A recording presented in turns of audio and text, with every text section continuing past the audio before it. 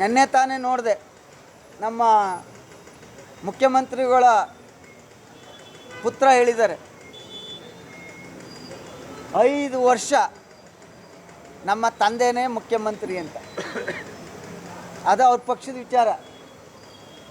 ಆದರೆ ಒಬ್ಬ ಮೈಸೂರು ಜಿಲ್ಲೆಯ ಒಬ್ಬ ನಾಗರಿಕನಾಗಿ,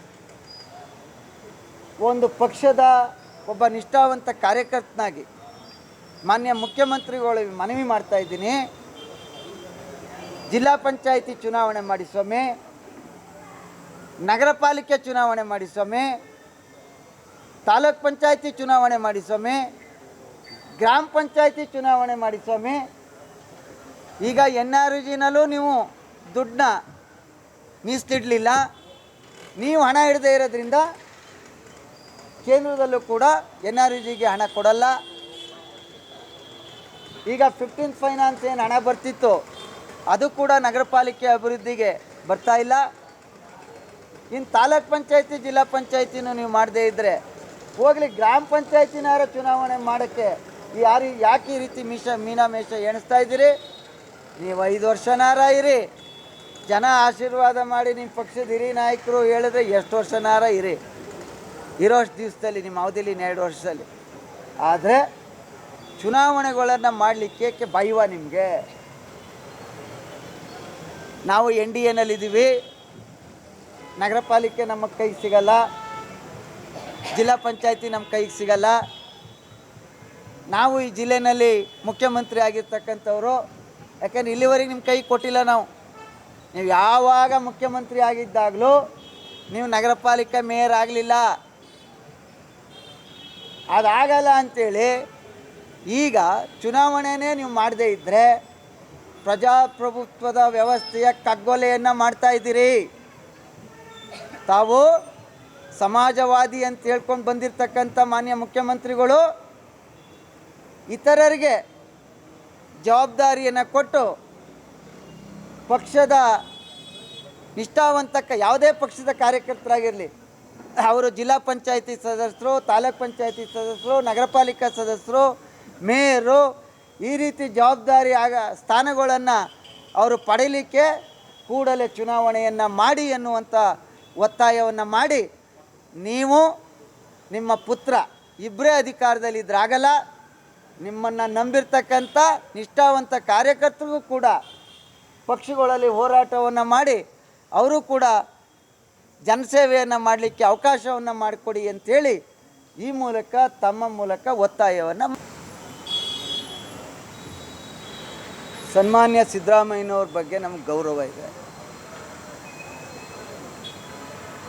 ಆಶ್ರಯ ಸಮಿತಿ ಸದಸ್ಯರೇ,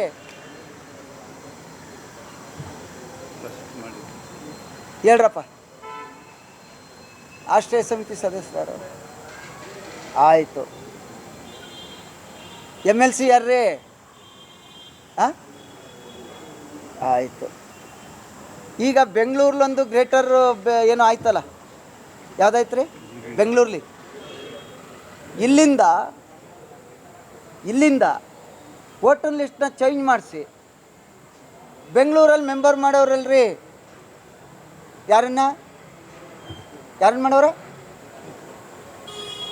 ಯಾರನ್ನು ಮಾಡೋರೆ ಸ್ವಾಮಿ?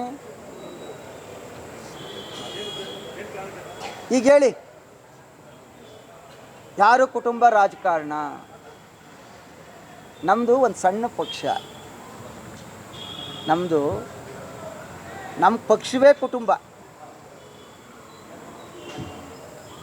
ನಿಮ್ಮದು ರಾಷ್ಟ್ರೀಯ ಪಕ್ಷ. ಹೇಳಿಯಪ್ಪ ಓಲಿ, MLC ಇದ್ದೀರಿ, ಆಶ್ರಯ ಕಮಿಟಿ ಸದಸ್ಯರಾಗಿದ್ದಾರೆ, ನನಗೆ ಒಳ್ಳೆ ಫ್ರೆಂಡೇ, ಅದು ಬೇರೆ ವಿಚಾರ. ಮಾತಾಡೋದು ಆಯಿತು. ಗ್ರೇಟರ್ ಬೆಂಗಳೂರು ಈಗ ಆಯ್ತಲ್ಲ, ಇನ್ಫ್ರಾಸ್ಟ್ರಕ್ಚರ್ ಕಾರಿಡಾರು, ಅಲ್ಲಿಗೆ ಇವರನ್ನ ಸದಸ್ಯರು ಮಾಡ್ಕೊಂಡವ್ರಲ್ಲ, ಇನ್ಯಾರು ನಿಷ್ಠಾವಂತ ಕಾರ್ಯಕರ್ತರು ಇರಲಿಲ್ವಾ? ದಾಖಲಾತಿ ಬೇಕಾ? ಕೇಳಿ, ನಮ್ಮ ಸ್ನೇಹಿತರನ್ನ ಯತೀಂದ್ರ ಅವ್ರು ಹೇಳ್ತಾರೆ ಯಾಕಾದರೂ ಬೆಂಗಳೂರಿಗೆ ಅಂತ. ಅದು ಅಲ್ಲಿಗೆ ಸದಸ್ಯರಾಗಬೇಕಾದ್ರೆ ಅಲ್ಲಿ ವೋಟರ್ ಆಗಿರಬೇಕು. ಅದಕ್ಕೆ ವೋಟರ್ ಲಿಸ್ಟ್ನ ಸೇರಿಸಿ ಶಿಫ್ಟ್ ಮಾಡ್ಕೊಬಿಟ್ಟವ್ರೆ. ಕುಟುಂಬ ರಾಜಕಾರಣ ಹೇಳ್ರಪ್ಪ ಈಗ. ಆಮೇಲೆ ನಮಗೇನಾಗಿದೆ, ನೀವು ಕೇಳ್ತೀರಿ ಪ್ರಶ್ನೆಯ, ಕುಮಾರಣ್ಣರವರು ತನು ಮನ ಧನ ಆರೋಗ್ಯ ಎಲ್ಲವನ್ನ ಬಿಟ್ಟು